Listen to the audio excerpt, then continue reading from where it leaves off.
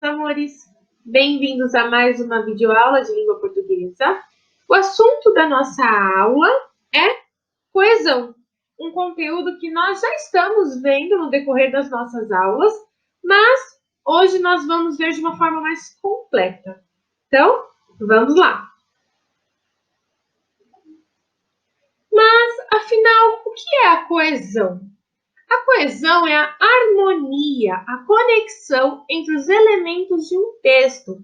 Então, durante as nossas aulas, nós estamos vendo sobre a troca de algumas palavras para que um texto não fique repetitivo. Então, nós usamos alguns pronomes para substituir, né, alguns substantivos, e com isso o nosso texto fica com o mesmo sentido, mas de uma forma muito mais harmônica, porque não tem aquela repetição de palavras. Então, é muito importante, quando a gente faz essa troca de uma palavra por outra, além de tomar o cuidado com o sentido, o texto ele precisa ter uma coerência, né? Ele precisa ser harmônico. Então, por isso que nós, quando nós estávamos vendo sobre pronomes e tudo mais, nós sempre falávamos juntos da coesão, porque um sem o outro não existe. A troca só é possível se for feita com coerência. Então, assim, tanto a referência a termos já citados, ou que ainda serão citados, como também o uso de conectivos que demonstrem o encaminhamento das ideias no texto, como, por exemplo, mas, embora, portanto, e outros termos também. Então, nós podemos pensar na coesão como uma linha que costura o texto. Ou seja, quando eu faço a leitura de um texto, se o texto não tem uma harmonia entre as palavras, parece que ele fica todo picotado, fica esquisito e muitas vezes a gente não consegue entender. Então, a coesão entra para fazer essa harmonia e é como se fosse essa linha que vai juntando esses pedacinhos, como cada palavra fosse um pedacinho de tecido que está separado, e a coesão, ou seja, é o momento que a gente junta tudo isso. Então, a coesão é essa linha, é a que vai fazer essa harmonia em que funcione tudo junto. Então, coesão e coerência, vocês já viram essa imagem em uma das minhas aulas anteriores, elas sempre vão estar juntas, é uma pecinha que encaixa na outra. Para o meu texto ser coerente, eu preciso tomar cuidado com a escrita, com a troca das palavras, precisa ter coesão no meu texto. E aqui eu coloquei um pouquinho mais específico da coesão e da coerência, algo apenas para a gente aprofundar um pouquinho mais e entender um pouco dos dois termos, a referência que tem cada um. Então, a coerência é quando existe um equilíbrio e unidade de ideias dentro de um texto. Há uma lógica que reúne todos os argumentos apresentados no texto para que a mensagem final faça sentido. A harmonia pode ser considerada uma palavra-chave da coerência. Então, olha como a palavra harmonia aparece tanto nessa pré-definição de coerência, como nós também vimos na coesão, né? Então, a principal palavra que a gente pode lidar com esses termos é a harmonia que eles trazem para um texto. Então, agora nós temos aqui, falando sobre a coesão, né? Aqui tem dois jeitos diferentes, está dividido em duas ramificações. Isso não importa para a gente agora, eu vou falar de modo geral. Então, a coesão é aquele momento que é utilizado para se referir a algo que já foi citado anteriormente. Então, é quando a gente faz o uso, por exemplo, de um pronome.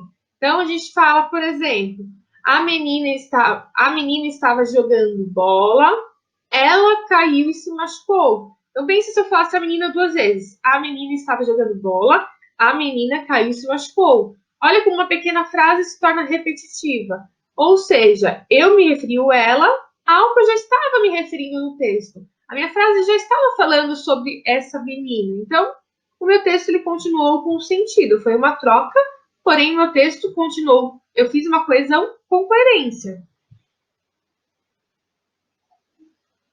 Então, nesse momento de troca de palavras, além dos pronomes que vocês aprenderam, nós podemos trabalhar com os sinônimos que nós também vimos, que são aquelas palavras que são diferentes, porém têm o mesmo sentido, o mesmo significado. Por exemplo, bonito e bela. Os dois têm o mesmo intuito, né? Os dois têm o mesmo objetivo. apesar de serem palavras diferentes. Então, para resumir tudo isso, a coesão é quando ocorre essa troca de palavras e nós não podemos esquecer que, fazendo essa coesão, temos que ter a coerência. Por isso que as duas vão estar sempre juntas. Agora que nós já relembramos o que é a coesão, nós vamos fazer as nossas tarefas do LIP, da página 48 até a página 50. E, logo após, nós vamos ter agora a correção dessas atividades. Então, vamos lá. Começar a nossa correção na página 48, no item Palavras de cá para lá, que é o nosso tema de hoje, coesão. Então, o primeiro exercício pedia para a gente reler um trecho da carta da Fernanda, que ela enviou para a Daeb, que é a mesma carta que a gente já vem estudando nas nossas últimas aulas. Então, nós temos aqui um trechinho da carta em que fala: solicito providência urgente a respeito do escoamento de água em via pública na esquina da Avenida Taquari com a Avenida Padre Cacique. Há dias que há água em abundância no local. Então, o item A pedia para a gente identificar a que local a autora da carta está se referindo. Então, a palavra local está, inclusive, aqui em destaque, para a gente falar a que local que ela está se referindo. Porque quando a gente fala local, é algo muito amplo, né? Não está delimitado a um lugar que a gente está falando específico. Então, para ela ter usado essa palavra no texto, é muito importante que ela já tenha falado especificamente o endereço ou o lugar que ela está se referindo. Porque se ela coloca só no texto, pensem que ela fez a carta para fazer essa queixa, essa reclamação. E ela fala que solicito providência urgente a respeito de escoamento de água em um local. Iriam saber aonde que é se ela não coloca o endereço? Não, né? Um sentido muito amplo, não é certo, não é objetivo. Então, aqui não tem problema, ela fala local, porque ela já falou aonde está acontecendo esse problema. Então, essa troca não tem problema nenhum, desde que ela já tenha dado a informação completa antes. Sendo assim, uma opção que nós temos de resposta é que o local que ela se refere é uma via pública em que está ocorrendo, né, o escoamento da água. Então, ela está se referindo a uma via pública. Já no item B e C, nós temos as mesmas opções, que é via pública e local, em que nós temos que distinguir qual delas é uma expressão mais específica e qual é a mais genérica. Então, quando a gente fala mais específica, é quando a gente, só de ler, a gente já entende. E mais genérica é aquela que às vezes necessita de uma informação a mais para a gente compreender. Ou às vezes é algo mais usado no dia a dia, não de uma forma mais objetiva. Então, via pública e local. Quando a gente fala de uma expressão específica, nós estamos falando da via pública. Então, automaticamente, local é a expressão mais genérica, né? Quando a gente fala via pública, já é um termo que a gente está falando, que é uma rua, por exemplo, a gente já entende que é um lugar público. Se eu falo local, pode ser dentro de uma casa, pode ser, não sabemos, né? Algo genérico, precisa de uma informação a mais para a gente entender. Então, é isso que vai fazer a diferença de uma expressão específica ou algo genérico. Para explicar um pouquinho melhor essa questão, nós temos aqui um lembrete em que fala que a palavra local, no contexto que nós acabamos de ler, é um hiperônimo, isto é, uma palavra que tem um sentido mais abrangente em relação a outra informação do texto. Exemplo, o leão é feroz. Esse animal é considerado o rei da floresta. Nessa frase, nós temos duas palavras destacadas, que é feroz e animal, ok? Quando está falando aqui animal, ele está se referindo ao leão, que ele é feroz, certo? Se não tivesse essa informação do leão, aqui dava para a gente entender, talvez, que fosse não só o leão, que pudesse também ser um outro animal. Por quê? Só o leão é um animal feroz? Claro que o termo rei da floresta é usado pelo leão, né? Por conta de muitas histórias, músicas que diz isso, né? Mas se a gente falar assim, o animal é feroz, nós saberíamos falar de qual é o animal que a gente está falando? Não, porque animal é muito genérico, né? Muitos animais existem. Não é um animal só que é feroz no caso. Então, o leão seria mais a expressão, o leão feroz seria mais específico e animal seria a forma mais genérica. Então, a palavra animal é mais abrangente do que a palavra leão, mas também serve para designá-lo, ou seja, para não ficar uma frase repetitiva, aqui falou esse animal, porque a pessoa que está lendo essa frase já sabe que está falando do leão. Então, não tem problema usar uma palavra genérica nesse contexto.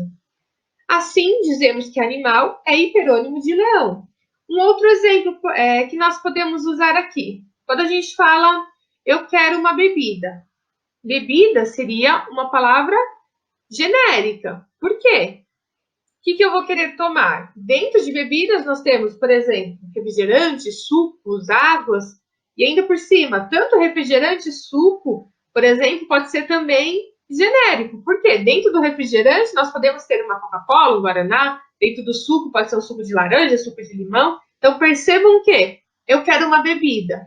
Qual a bebida que você quer? Então a gente tem que falar algo mais específico. Mas, por exemplo, numa frase, eu pedi uma bebida, eu gostaria de tomar uma Coca-Cola. A bebida estava muito gostosa. Então, se eu tenho na mesma frase os dois, então eu entendo o contexto, ok? No exercício 2, se pedia para reler um trecho, observando a palavra que está em destaque, a palavra que está em negrito. Então, a gente tinha a frase aqui: piloto a minha moto e digo que há risco de acidente, desperdício de água e sujeira na via pública e nos carros e roupas de quem transita pelo local. Então, a palavra que está em destaque nesse trecho da carta da Fernanda é a palavra carros. Então, o objetivo desse exercício era vocês reescreverem essa frase, substituindo a palavra que está em destaque por um hiperônimo. Então, vocês tinham que trocar a palavra carros por uma palavra mais genérica. Então, porque ela já delimitou aqui carros. Quando alguém fala carros, automaticamente já sabe o que se trata. Então, se ela colocar só os carros que passam lá, será que o carro é o único meio de transporte que passa lá e pode ter esse problema? Então, a gente podia falar que esse problema é abrangente para e usar uma palavra genérica. Então, uma opção de resposta que vocês tinham aqui era trocar a palavra carros por veículos, né? Não só os carros, como outros veículos, eles também podem sofrer com esse problema da sujeira que a água estava causando nessa via pública. Então, a frase ficaria: piloto minha moto e digo que há risco de acidente, desperdício de água e sujeira na via pública e nos veículos e roupas de quem transita pelo local. Na próxima página, na tarefa 3, nós tínhamos que ligar e fazer a correspondência entre as palavras com os seus hiperônimos, ou seja, uma palavra específica com uma palavra mais ampla, né? Então, primeiro, nós temos aqui rosa. Vocês tinham que verificar entre essas qual é a palavra que tem o mesmo sentido, né? O mesmo significado. Então, o correto era ligar a rosa com uma flor. Aqui, por exemplo, poderia ter cor, né? Então, aí teria, mas como não temos essa opção, então, neste caso, está se referindo a rosa, a flor. Dentista é um meio de transporte? É uma doença? É um país? Ou uma profissão? Então, dentista, nós tínhamos que ligar com profissão. Dengue é um meio de transporte? É uma doença? Ou é um país? Dengue é uma doença. Carro é um meio de transporte ou um país? Um meio de transporte. Portugal, só sobrou país. Então, vocês tinham que ligar assim a questão número 3. Descendo um pouquinho no item 4, vocês tinham que recortar as figuras que estavam na própria página, no finzinho dela, e vocês tinham que colar de acordo com os hiperônimos, né, das palavras que representam frutas ou doces. Ou seja, aqui nós temos palavras no seu sentido mais amplo. Então, estou com vontade de comer uma fruta. Qual fruta? Então, eu posso especificar um pouco melhor a palavra frutas. E a mesma coisa acontece com o doce. Então, no momento de vocês fazerem a divisão, tinha que ficar assim. Assim, iria ficar 3 imagens em cada classificação. Então, as 3 frutas, né? Que é a uva, a maçã e o abacaxi. E nos doces, aqui um pedaço de um bolo, um bolinho e um chocolate, uma bala. Então, essa seria a divisão correta.